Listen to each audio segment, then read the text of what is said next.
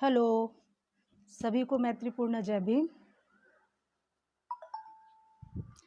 मालेगांव के सभी दोस्तों को प्यार भरा जय भीम। नमो बुद्धाय। आज 4 मई को 2 बजे मैं आपके सामने उपस्थित हूँ और मुझे बहुत खुशी हो रही है कि आप सभी को मैं एक तरह से डायरेक्ट नहीं तो इनडायरेक्टली मिल रही हूँ। और जैसा कि कल मैंने बोला था कि मैं आपके साथ कुछ अपने लॉकडाउन को लेकर अपने अनुभव शेयर करना चाहती हूँ। तो मैं एक बार बस जानना चाहती हूँ कि आपको मेरी आवाज़ सुनाई दे रही है? प्लीज़ अगर कोई एक आध मैसेज कर देंगे तो मुझे मदद होगी।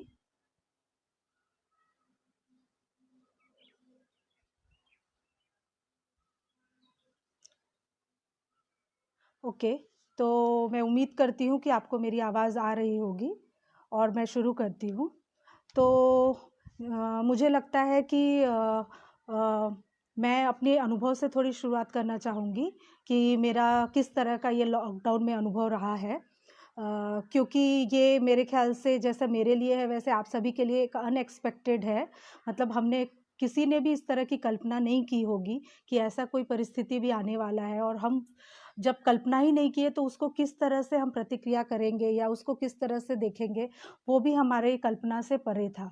तो मेरे साथ भी इसी तरह से हुआ। जब पहली बार मैंने लॉकडाउन के बारे में सुना तो मैं भी काफ़ी कंफ्यूज थी, क्योंकि मुझे लग रहा था लॉकडाउन मतलब क्या, और क्या होने वाला है। ठीक है, कुछ इस तरह का है, क्योंकि एक तरह से मैं बोल सकती हूँ मेरे बारे में कि मैं ओवर कॉन्फिडेंट थी कि आज के समय में इतना हाई टेक्नोलॉजी है, 21वीं सदी चल रही है, तो जो भी परिस्थिति होगी उसका कुछ ना कुछ तो निचोड़ निकल ही जाएगा, कुछ ना कुछ रास्ते हो जाएंगे।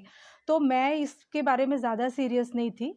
और शुरू के दिनों में अभी मुझे हंसी आती है, लेकिन उस समय मुझे ऐसा लगता था चलो एक अच्छा टाइम मिला है, कुछ रिलैक्स हो जाएंगे, क्योंकि बाकी समय काफ़ी मेरी ट्रैवलिंग चलते रहती है, अलग अलग प्लानिंग चलते रहती हैं, तो मुझे लगा चलो कुछ दिन के लिए छुट्टी मिलेगी।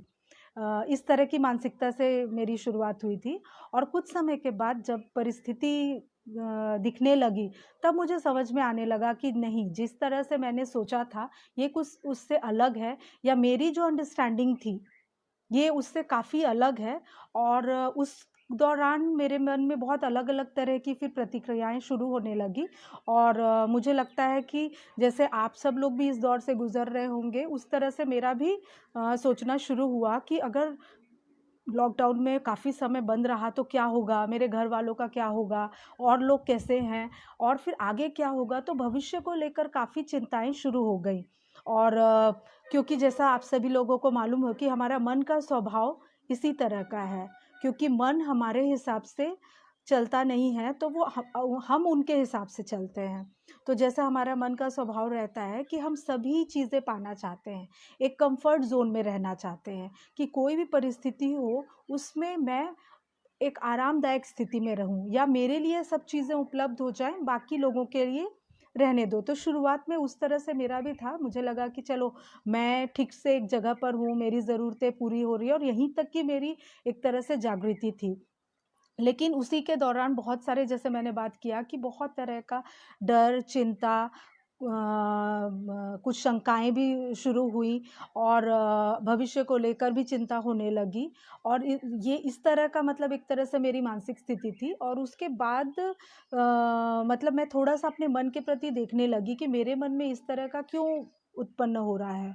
क्यों इस तरह की चिंताएँ हो रही हैं? तो ये एक तरह से बोल सकते हैं कि स्वयं के प्रति जो हमारी जागृति रहती है वो मेरी शुरू हुई। क्योंकि मुझे लगता है कि लॉकडाउन से पहले एक तरह से मैं पूरी ऐसे प्लानिंग में चल रही थी कि ये करना है, इस महीने में इस तरह से जाना है, यहाँ शिविर लेना है, यहाँ क्लास करना है, यहाँ पे मैं ये वाले शिविर अटेंड करूँगी, वहाँ टॉक देना है। इस तरह से एक तरह से मेरा 4-6 महीने का पूरा प्लानिंग था। लेकिन जब इस तरह से लॉकडाउन आया तो एक तरह से मैं मेरे खुद के संपर्क में आई, और मुझे ऐसा लगा कि ये इस तरह का जो स्थिति है वह, उसमें मैं किस तरह से इसको देख सकती हूँ, या इसको कैसे मुझे एक बोलना चाहिए कि एक अच्छी स्थिति में मैं कैसे लेकर आ सकती हूँ। तो हालाँकि मुझे काफ़ी समय लगा, अभी भी कभी-कभी मुझे ऐसा होता है कि मैं ज़्यादातर भविष्य में चली जाती हूँ कि आगे क्या होने वाला है, आगे किस तरह से चीज़ें होंगी, और अगर इस तरह से चलता रहा तो फिर किस तरह से हम आगे काम कर पाएंगे, वगैरह वगैरह। तो एक तरह से मैं भविष्य के चीज़ों में जाने लगी। लेकिन उसके साथ साथ मुझे जब ध्यान आता है तो मैं खुद के संपर्क में आती हूँ, और फिर मैं अपने आप को याद दिलाती हूँ कि नहीं विद्यावर्धिनी, आगे जो होने वाला है वह फिलहाल मेरे हाथ में नहीं है, लेकिन मैं अभी के समय में, इस समय में क्या कर सकती हूँ। और फिर कभी कभी फिर मैं अपनी जागृति को वापस लाती हूँ, और एक तरह से अवेयरनेस के साथ मैं कोशिश करती हूँ कि प्रेजेंट पे रह पाऊँ। और इसी में दूसरा जो जागृति का स्तर आता है वह आसपास के प्रति। तो जैसे मैंने शुरुआत में बताया कि मैं खुद के प्रति सोचने लगी थी, और फिर धीरे धीरे जब मैं खुद के प्रति जागरूक होने लगी, तब मुझे ये जो दूसरे तरह की जागृति है, जो अपने आसपास के प्रति की जागृति होती है, वो मुझे ध्यान आने लगा, उसका अवेयरनेस आने लगा। क्योंकि जब अपनी मतलब क्या बोल सकते हैं, हम जब अपने कांटेक्ट में आते हैं और अपने आप को समझने लगते हैं, तब हमारा ये दूसरे तरह का अवेयरनेस शुरू होता है, जहाँ पर मेरे आसपास के लोगों के साथ क्या हो रहा है, उनकी क्या स्थिति है, मैं उनके लिए क्या कर सकती हूँ, इस तरह का फिर मेरा अवेयरनेस बढ़ने लगा। और फिर मैं उसमें कोशिश करने लगी कि मैं क्या कर सकती हूँ। तो जिसके कारण मैं फिर अपने जो प्रिय मित्र हैं, जो आसपास के मेरे लोग हैं, उन लोगों से फिर मैंने संपर्क बढ़ाना शुरू किया। और मुझे पूरा विश्वास है कि ऐसा हम सब लोग भी कोशिश कर रहे हैं, क्योंकि आए दिन जैसा मैं देखती हूँ कि कई लोग मुझे फ़ोन करके पूछते हैं, विद्यावर्धिनी आप कैसे हैं, वैसे ही मैं कई लोगों को पूछती हूँ। तो एक तरह से हमारा ये दूसरे तरह का भी अवेयरनेस या दूसरे तरह की भी जागृति हमारी शुरू हो चुकी है, या हम उसको करने का कोशिश कर रहे हैं, जहाँ पर हम एक तरह से देख भी पा रहे हैं कि कई बार मतलब हमारी ज़िंदगी में उतनी चुनौती नहीं है, लेकिन कई लोगों की ज़िंदगी में ये लॉकडाउन के कारण काफ़ी चुनौती आ रही है। और मैं जहाँ तक अगर समझ पा रही हूँ, तो मालेगाँव में भी आज के समय में काफ़ी एक तरह से चिंताजनक स्थिति है।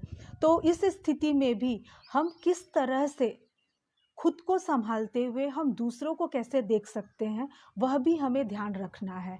तो जैसा मैंने कहा कि जागृति के स्तर में यह दूसरे तरह का स्तर है, जहाँ हम अपने आसपास के लोगों के प्रति जागरूक होने लगते हैं।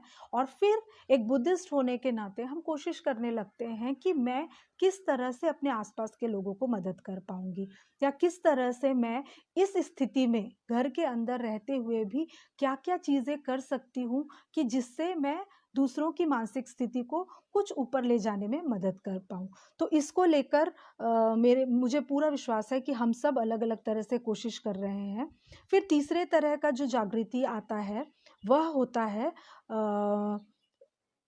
वस्तुओं के प्रति जागृति। तो एक तरह से आस-पास जो भी हमारी चीज़ें हैं, जैसा कि हम जानते हैं कि लॉकडाउन से पहले मतलब लोग अवेयरनेस के बारे में बहुत अलग-अलग तरह की बातें तो कर रहे थे, एनवायरनमेंट को लेकर, पर्यावरण को लेकर हम कैसे संभाल सकते हैं, और इस तरह की अलग-अलग जो बोल सकते हैं हमारी पृथ्वी में अलग-अलग तरह की दिक्कतें आ रही हैं, वो सबको लेकर हम कोशिश कर रहे थे। पर मुझे लगता है कि लॉकडाउन के दौरान, जैसा कि हम अलग-अलग वीडियो क्लिपिंग्स में अलग-अलग लोगों के अनुभव सुन रहे हैं, कि एक तरह से पर्यावरण में भी काफ़ी बदलाव आ रहा है, क्योंकि एक तरह से पॉल्यूशन रुक गया है, हमारा जो कचरा करना या फिर जो हम गंदगी फैलाते हैं, वो कुछ हद तक तो रुक गया है। और जिसके कारण कि कहीं न कहीं एक तरह से प्रकृति पे भी इसका असर पड़ रहा है, और हम आस-पास अपने जीव जो प्राणी हैं अलग-अलग तरह, उनके प्रति भी जागरूक हो रहे हैं। तो एक तरह से जो ये एक और तरह का स्तर है, जहाँ हम अपने आस-पास के प्रति, वस्तुओं के प्रति, पर्यावरण के प्रति, वातावरण के प्रति हम जागरूक होने लगते हैं। और मुझे लगता है कि यह भी एक बहुत ही महत्वपूर्ण पहलू है, जिस पर हमें एक तरह से ध्यान देने की ज़रूरत है। और फिर चौथा और अंतिम जो जागृति का स्तर है, वह है सत्यता के प्रति जागृति, या रियलिटी के प्रति जागृति। जैसा कि हम सब जानते हैं कि बहुत बार हम बुद्धिज़्म में सुनते रहते हैं कि सब कुछ अनित्य है, अनात्म है, दुख से भरा हुआ है, सभी चीज़ें बदलती रहती हैं, वगैरह वगैरह। सत्य के ऐसे बोल सकते हैं कि अलग-अलग प्रिंसिपल हम सुनते रहते हैं। मैं भी हमेशा सुनते रहती थी, और जब भी अनित्यता और इस तरह की बातें होती थी, तो मुझे हमेशा सिर्फ़ ये एक ही टीचिंग याद रहती थी कि हाँ, मेरा भी जीवन नश्वर है, मैं भी मरने वाली हूँ। सिर्फ़ इतना ही मुझे ध्यान आता था। लेकिन अनित्यता में यह चीज़ आएगी, यह मेरे समझ से परे था, या मैं उसके प्रति कभी इस तरह से जागरूक नहीं थी। तो जैसा कि हम सब जानते हैं कि जैसा मैंने कहा कि सभी चीज़ें अनित्य हैं, सभी चीज़ें अनात्म हैं और दुख से भरी हुई हैं।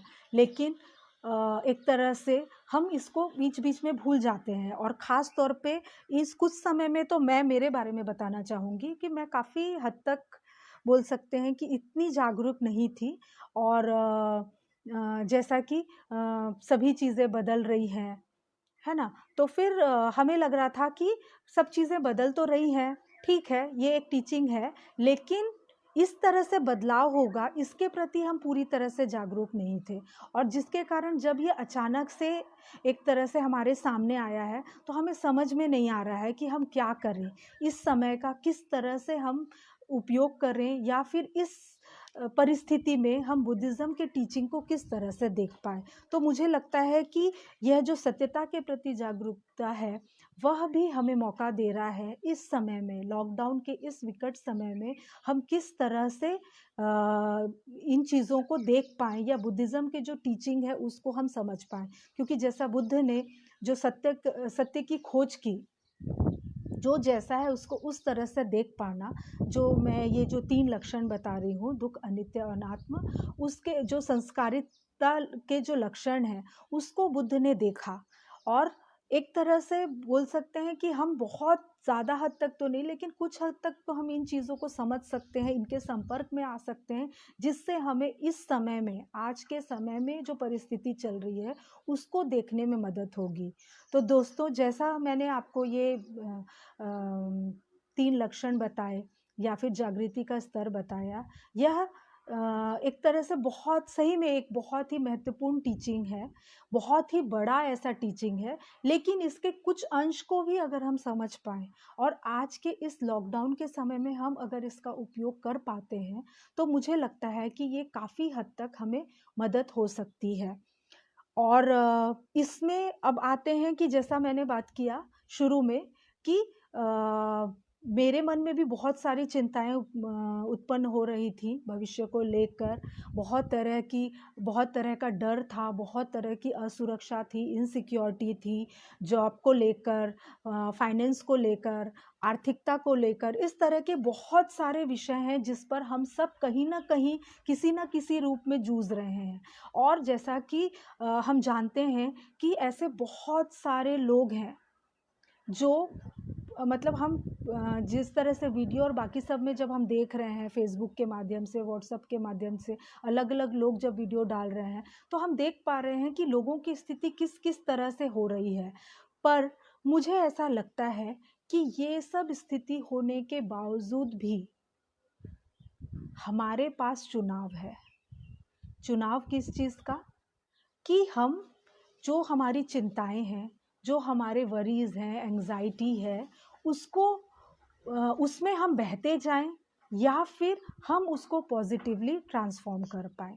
जैसा मैंने कहा कि हमारा मानव स्वभाव ही है कि हम एक तरह से ये जो इनसिक्योरिटी है, जो हमारी असुरक्षा है, डर है, चिंता है, ये चीज़ें आना स्वाभाविक ही है। और हम हमेशा इस तरह की चीज़ों को लेकर चिंतित रहते हैं, और कहीं न कहीं सुरक्षा पाने की कोशिश करते हैं। लेकिन हमारा जो तरीका रहता है वो काफ़ी अलग रहता है।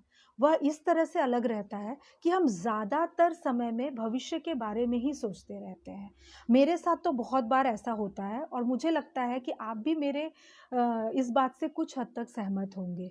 तो मेरा ज़्यादातर अगर कोई एक विचार आया, तो मैं उसको भविष्य में ले जाकर उसके बारे में सोचती हूँ कि अगर आगे होगा तो कैसा होगा, इसको मैं कैसे करूँगी? और फिर एक से दूसरा प्रपंच, तीसरा प्रपंच शुरू हो जाता है। और जहाँ पर मुझे कई बार याद ही नहीं रहता है, या मेरा अवेयरनेस ही नहीं रहता है कि मैं इस प्रपंच में इतनी उलझ गई हूँ कि मैं इस पल को, जो अभी का समय है, उसको खो रही हूँ। और दोस्तों, जैसा कि हम सब जानते हैं, जो होने वाला है वह हमारे हाथ में नहीं है, क्योंकि अभी वो आया नहीं है। और दूसरा जो हमारा मन का स्वभाव रहता है वो पास्ट में चले जाना। तो कुछ भी चीज़ें होती हैं तो कई बार हम अपने अतीत में चले जाते हैं और फिर हम उसको लेकर भी अपना उसमें समय बिताते रहते हैं। तो मुझे लगता है कि जो अतीत है, जो चला गया है, वह भी हमारे हाथ में नहीं है। तो जो हमारे हाथ में है वह इस समय, इस पल में मैं क्या कर सकती हूँ या मैं क्या कर सकता हूँ। अगर हम अपने मन को इस तरह से बार बार वर्तमान में लाने की कोशिश करेंगे तो मुझे लगता है कि ये जो विकट समय है या ये जो मुश्किल समय है उससे हम काफ़ी हद तक एक तरह से छुटकारा पा सकते हैं, या फिर हम अपनी ये जो चिंता है उसको एक पॉजिटिव तरफ से लेके जा सकते हैं। तो इसी को लेकर जैसे मैं बोल रही हूँ कि हर समय हमारे पास चुनाव है, कुशलता की तरफ बढ़ने का या अकुशलता की तरफ बढ़ने का। मैं इस मतलब ये एक तरह से कुशलता अकुशलता, स्किलफुल मीन्स, अनस्किलफुल मीन्स, मैं थोड़ा सा इसलिए बोल रही हूँ क्योंकि कई बार हम इस शब्दों से भी फेमिलियर हैं।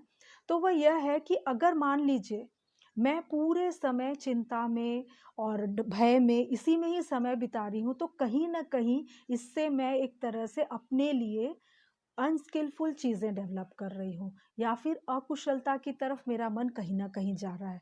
भले ही मैं शारीरिक रूप से नहीं कर रही हूँ, पर कहीं ना कहीं मन से मैं उस दिशा में जा रही हूँ। तो फिर जब भी मुझे याद आए, जब भी हमें याद आए, तो हमें क्या करना है कि इसे कुशलता की तरफ डाइवर्ट करना है। तो जैसे ही मुझे ध्यान आए कि अरे मैं तो चिंता की तरफ बढ़ रही हूँ जिससे मुझे मदद नहीं होने वाली है, तो फिर मैं इसी चिंता को एक तरह से एक विश्वास की तरह बदल सकती हूँ। तो विश्वास किस चीज़ का? बुद्धिज़्म की टीचिंग का। क्योंकि एक बुद्धिस्ट होने के नाते हमें पूरा एक तरह से विश्वास होना चाहिए, और मुझे लगता है भी बहुत हद तक, कि बुद्धिज़्म में जो टीचिंग दी गई है, जिस तरह से हम अभ्यास कर रहे हैं, वह हमें इस समय, इस मुश्किल समय में भी मदद करेगा चीज़ों को सत्यता की तरह से देख पाने में। बहुत बड़ा से न सही, लेकिन कुछ अंश तक तो हम देख ही सकते हैं। इसलिए मुझे लगता है कि दोस्तों, हमें एक तरह से ये जो समय आया है, यह जो समय है, उसे हमें एक तरह से पॉजिटिव तरीके से भी देखना है। क्योंकि एक तरफ तो यह है कि ये जो समय आया है, लॉकडाउन का जो समय चल रहा है, उसमें बहुत सारी चीज़ें मुश्किलों भरी है, क्योंकि अनएक्सपेक्टेड है। हमने कभी इस तरह की कल्पना नहीं की है, इसलिए हम उसकी तैयारी में भी नहीं है। इसलिए हमें कई बार चीज़ें समझ में नहीं आती हैं। लेकिन मुझे लगता है दूसरा इसका एक पॉजिटिव पहलू भी है कि एक तरह से हमें यह मौका दे रहा है रुक कर सोचने के लिए कि ये जो समय आया है, इसमें मैं आगे क्या कर सकती हूँ या मैं क्या कर सकता हूँ। मुझे लगता है कि अगर हम इस तरह से अपने रोज़ डे टू डे लाइफ में अगर इस चीज़ों को देखेंगे तो हमें मदद होगी, क्योंकि मुझे काफ़ी इससे मदद हो रही है। और इसलिए मुझे लगता है कि जो एक इसमें एक तरह से मैं बोलूँगी कि थोड़ा-सा मैं अंतिम चरण की तरफ जा रही हूँ, कि जहाँ पर हम देख सकते हैं कि इस समय का मैं बेस्ट यूज़ कैसे कर सकती हूँ। तो हमें दोस्तों यह कोशिश करनी है कि अभी ये जो समय है, जो भी हमें समय मिल रहा है, जो भी ये लॉकडाउन का समय आगे आने वाला है, उसमें भी मैं ये अपने समय को किस तरह से अच्छा उपयोग कर सकती हूँ। क्योंकि उसके उससे क्या फ़ायदा होगा कि एक तरह से हम वर्तमान में रहेंगे, और उसके साथ साथ फिर हमें बहुत सारी तरह एक तरह से अलग अलग जागृति के प्रति हम जागरूक हो सकते हैं, जिसमें मेरी तरफ से कुछ सुझाव है जो मैं कोशिश कर रही हूँ, वो मैं आपको बताना चाहती हूँ। कि जहाँ पर हम देख सकते हैं कि मैं खुद का ध्यान किस तरह से रख सकती हूँ। तो एक तरह से खुद take care of our self, तो हमें अपना खुद का ध्यान रखना है। अभी ध्यान किस तरह से? तो फिर हम अपने मन का ख्याल रख सकते हैं, अपने मन का केयर कर सकते हैं, अपने शरीर का केयर कर सकते हैं, और उसके साथ साथ ही हम अपने घर में जो लोग हैं, जो भी अगर और प्राणी है, वह सबकी हम देखभाल कर सकते हैं। तो फिर जितना भी हो सके हमें कुछ समय निकाल कर अपने लिए ध्यान करना है और कुछ समय निकाल कर हमें कोशिश करनी है कि हम कुछ ना कुछ एक्सरसाइज करें। अगर आप वॉकिंग के लिए जा सकते हैं तो वॉकिंग के लिए जाएं। अगर आप वॉकिंग के लिए नहीं जा सकते हैं तो आप अपने घर पर ही रह के कुछ ना कुछ एक्सरसाइज करिए। और मुझे पूरा विश्वास है कि आप में से बहुत सारे लोग यह सब चीज़ें कर रहे हैं, लेकिन कभी ना कभी एक तरह से अगर एक दूसरे को हम प्रेरित करते हैं तो वह हमें मदद हो सकती है। तो इस तरह से हम पहला इस्तेमाल कर सकते हैं इस पल में रहकर। और दूसरा एक है कि हम अपने स्किल को डेवलप कर सकते हैं। तो बहुत अलग अलग तरीके से हम अपने स्किल्स या अपने जो कौशल्य है उसको डेवलप कर सकते हैं, जिसमें अभी के टेक्नोलॉजी में हमारे पास इतना अच्छा स्मार्टफोन है जिसमें बहुत अलग अलग तरह के ऐप्स आते हैं, जिसमें जैसे मैंने कहा कि अगर आपको एक्सरसाइज करना है तो उसके बहुत तरह आपको उपलब्ध है। आपको जिस स्टाइल का एक्सरसाइज करना है वह आपको उपलब्ध हो सकता है। और उसी तरह से जैसे स्पोकन इंग्लिश के ऐप्स हैं, तो फिर आप वह भी देख सकते हैं। अगर आपको अपनी अंग्रेजी सुधारनी है तो उसको लेकर अलग अलग तरह के अभ्यास हैं, या फिर आपको और अपने कोई सॉफ्ट स्किल डेवलप करने हैं तो उसको लेकर भी बहुत तरह के अभी अभी के समय में ऐप उपलब्ध हैं। तो मुझे लगता है कि आप उस तरह से भी अपने स्किल्स को डेवलप कर सकते हैं। और जैसा मैंने कहा कि अगर आपका कोई एक छंद है, आपकी कोई हॉबी है जो आपको बहुत अच्छा लगता है, तो मुझे लगता है कि दोस्तों यह वह समय है जब आप उसको भी कर सकते हैं। तो मुझे तो ज़्यादातर खाली समय में कुछ चीज़ें ख़ास तौर पे पसंद आती हैं, जिसमें पहला मेरा पसंदीदा काम है गार्डनिंग करना। मुझे गार्डनिंग करना बहुत अच्छा लगता है, पेड़ पौधे लगाना, उनका केयर करना, उनमें पानी डालना। और क्योंकि मेरे ट्रैवलिंग के दौरान मुझे समय नहीं मिलता है कि मैं अपने घर में रह सकूं और फिर इन चीज़ों का मैं अपने जो है वो काम कर सकूं, तो मुझे अभी एक तरह से मौका मिला है तो मैं इसका पूरा उपयोग कर रही हूँ। तो और एक और चीज़ है कि आप मतलब अपने घर में जो और लोग हैं, आपके जो सदस्य हैं, उनसे भी आप और ज़्यादा जुड़ाव और मतलब कनेक्शन बना सकते हैं। अपने दोस्तों से बना सकते हैं कनेक्शन, और अपने आसपास जो आपकी चीज़ें हैं उसके प्रति भी आप अपनी जागरूकता ला सकते हैं। तो मुझे ऐसा लगता है कि ऐसा करने को बहुत कुछ है जिसे हम कर सकते हैं, लेकिन हमें याद रखना है दोस्तों कि अगर हम जागरूक रहेंगे, अगर हम धम्म के संपर्क में रहते हैं, तो हमें यह जो मुश्किल समय है उससे निकलने के लिए हमें बहुत सारे रास्ते मिलेंगे। लेकिन अगर हम सिर्फ अपने में उलझे हुए हैं, भविष्य को लेकर चिंता कर रहे हैं, तो मुझे लगता है कि हम चाहकर भी कुछ चीज़ें कर पाने में असक्षम होंगे। क्योंकि जैसा कि मुझे तो नहीं मालूम कि भविष्य में क्या होने वाला है, लॉकडाउन कितने महीने और रहने वाला है, उससे और किस किस तरह की चीज़ें उत्पन्न होने वाली हैं, यह मैं अभी से कल्पना नहीं कर सकती हूँ। और इसके लिए फिर मैं अपने आप को बार बार याद दिलाती हूँ कि जो चीज़ें मैं अभी कर नहीं सकती, जो मेरे हाथ में नहीं है, उसके लिए मैं बार बार सिर्फ चिंता करके क्यों अपना समय व्यर्थ करूं। तो जब मैं ऐसे अपने आप को याद दिलाती हूँ तो मैं वापस इस समय में आती हूँ, इस पल में आती हूँ। और एक और चीज़ है दोस्तों कि सिर्फ भविष्य में नहीं, मुझे यह बात यकीन है, मतलब मैं मेरे मन के स्वभाव के हिसाब से आपको बता सकती हूँ कि जब यह पल चला जाएगा, जब लॉकडाउन ख़त्म हो जाएगा, फिर से धीरे धीरे सभी चीज़ें सामान्य हो जाएंगी। वह मैं इसलिए बोल रही हूँ क्योंकि दोस्तों जैसा सभी चीज़ें अनित्य है, यह वक्त भी बदलने वाला है, फिर से आगे की स्थिति आने वाली है, और सब कुछ हमारे जो भी सो कॉल्ड हम नॉर्मल रूटीन बोलते हैं उसमें हम कभी ना कभी आने वाले हैं। और फिर जैसा मैंने कहा कि मेरा एक स्वभाव कभी ना कभी तो ज़रूर आएगा, वह यह है कि फिर उस समय मैं यह याद करूँगी कि काश थोड़ा समय और वो मिला होता, लॉकडाउन के समय, जहाँ पर मैं शायद ये की होती, शायद वो की होती।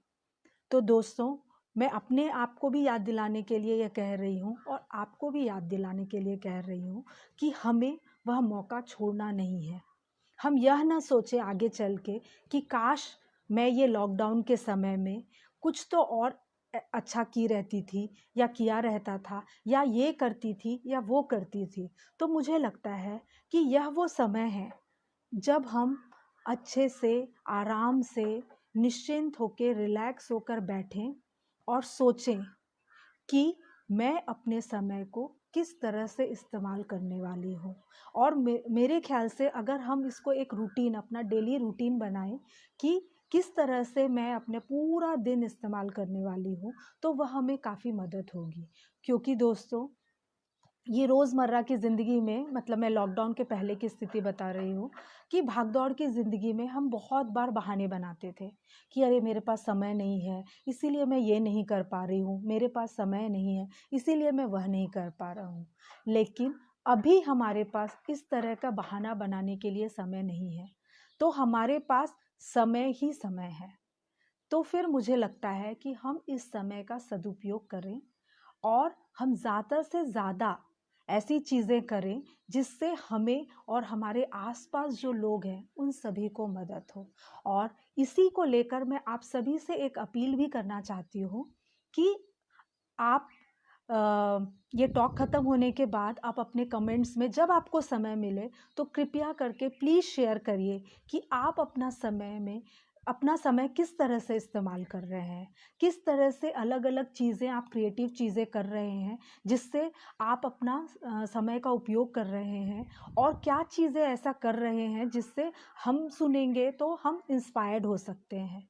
वहीं दूसरी तरफ, अगर आप किसी तरह के प्रॉब्लम फेस कर रहे हैं, या अगर आपको कोई चिंता सता रही है, या फिर आपको किसी भी तरह का डर है, या जो भी आप मानसिक स्थिति से अगर गुजर रहे हैं, उसे भी अगर आप हमें शेयर करते हैं, तो मुझे लगता है कि हम सब मिलकर एक दूसरे के साथ कुछ ना कुछ रास्ते और निकाल सकते हैं।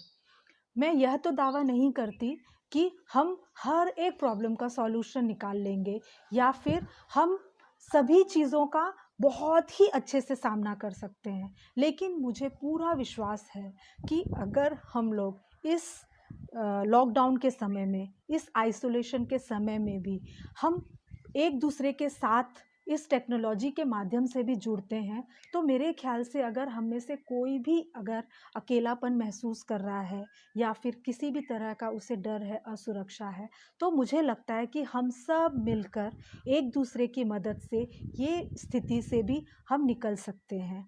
और मुझे एक बात याद आ रही है कि जैसे मैं बार बार बोल रही हूँ कि लॉकडाउन में काफ़ी मुश्किल समय है, लेकिन मुझे लगता है कि वो मैं इस तरह से भी बोल रही हूँ कि हमारे भारत के कई जगह पर, ख़ास तौर पे मालेगांव में भी बहुत ही मुश्किल स्थिति गुज़र रहे हैं हमारे लोग।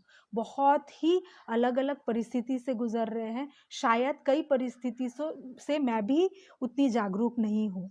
लेकिन दोस्तों, मुझे फिर भी विश्वास है, पूरा विश्वास है कि हम बुद्धिज़्म की टीचिंग से, जो हम सत्यता, एक तरह से जो रियलिटी से थोड़े दूर हो गए थे, अगर हम रोज़मर्रा की ज़िंदगी में धम्म को अपने जीवन में थोड़ा ही सही, 5 मिनट सही, 10 मिनट ही सही अगर सुनने की कोशिश करते हैं, अपने जीवन में लाने की कोशिश करते हैं, तो मुझे पूरा विश्वास है कि हम इस मुश्किल समय में भी पूरी तरह से अच्छा उपयोग कर पाएंगे, और ये मुश्किल समय को भी हम पार करके आगे बढ़ पाएंगे। क्योंकि एक तरह से मेरा यह भी विश्वास है कि जैसा बाबा साहब ने कहा था कि मतलब बाबा साहब के जीवन में जिस तरह से मुश्किलें आई थी और उन्होंने जिस तरह से ये सामना किया था, तो मुझे लगता है कि बाबा साहब ने जो हमें धम्म दिया है, जो विश्वास के साथ उन्होंने हमें ये धम्म दिया है, मुझे लगता है उसको ये एक और मौका मिला है एक तरह से साबित करने का कि हम उनके अनुयायी हैं। और उन्होंने जो एक तरह से हमें क्या कहेंगे, वंशानुगत जो हमें अधिकार दिया है, एक तरह से बोल सकते हैं हेरिटेज दिया है, मुझे इसका हिंदी शब्द अभी याद नहीं आ रहा है, जो हमें एक हेरिटेज दिया है, वह ये समय में इसका इस्तेमाल करने की ज़्यादा ज़रूरत है। तो मुझे लगता है कि इसके बारे में हम थोड़ा सा और बात करें। अभी मैं थोड़ा सा डिस्ट्रैक्ट हो रही थी कि यहाँ पे जो मैसेज आ रहे हैं, तो मुझे लगता है कि अभी के लिए इतना ही मैं बोलना चाहूँगी। और इसके बाद जो भी आप लोग अगर मैसेज दे रहे हैं तो उसको लेकर हम एक तरह से चर्चा करेंगे, और फिर मैं आपके जो भी अगर आगे सवाल हैं उसको लेकर फिर हम फिर से आपके सामने एक तरह से रूबरू हो सकते हैं, और या अलग अलग माध्यम से हम अलग अलग जो दिक्कतें हैं उसका सामना कर सकते हैं। तो मुझे लगता है कि अभी के लिए इतना ही काफ़ी है। लेकिन बस लास्ट में मैं एक ही चीज़ आपको याद दिलाना चाहूँगी दोस्तों, कि जो भी चीज़ें हो रही हैं उसमें हमेशा हमारे पास चुनाव रहता है, हमेशा हमारे पास रास्ते रहते हैं कि हम इस समय को किस तरह से उपयोग कर सकते हैं।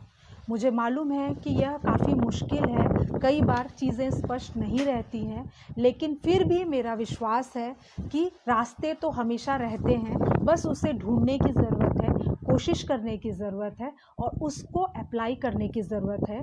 अगर हमारी जो कोशिश है, जो चॉइस है या जो हमने निर्णय लिया है वह सही नहीं निकला तो हम दूसरे रास्ते की तरफ जा सकते हैं, लेकिन कोशिश करते रहना ही एक तरह से हमारे लिए ऑप्शन है। तो मुझे लगता है कि इन्हीं शब्दों के साथ मैं अपने जो जो भी मेरी भावनाएं हैं, जो मेरा व्यूज़ था वो मैंने व्यक्त किया, और मैं आशा करती हूँ कि आप सब लोगों को कहीं कहीं ना कहीं कुछ हद तक कुछ चीज़ें तो स्ट्राइक हुई होंगी, कुछ हद तक कुछ चीज़ें मदद हुई होंगी। तो इसी आशा के साथ मैं आप सभी का बहुत बहुत धन्यवाद देती हूँ, जो आप सब लोग लाइव मुझे देख रहे हैं। यह मेरा एक तरह से पहली बार मालेगांव में लाइव टेलीकास्ट हो रहा है। तो मैं आपसे आशा करती हूँ कि आप सबको ये बातें कुछ पसंद आई होंगी, और प्लीज़ मुझे फीडबैक दीजिएगा अगर आपको कोई चीज़ें पसंद नहीं आई हो तो उसको लेकर भी, ताकि फिर मैं अपनी जो कमियां हैं उसको मैं दूर कर पाऊँ और आपके साथ जुड़ पाऊँ। तो इन्हीं शब्दों के साथ मैं अपने आप को विराम देती हूँ। सभी को नमो बुद्धाय, जय भीम।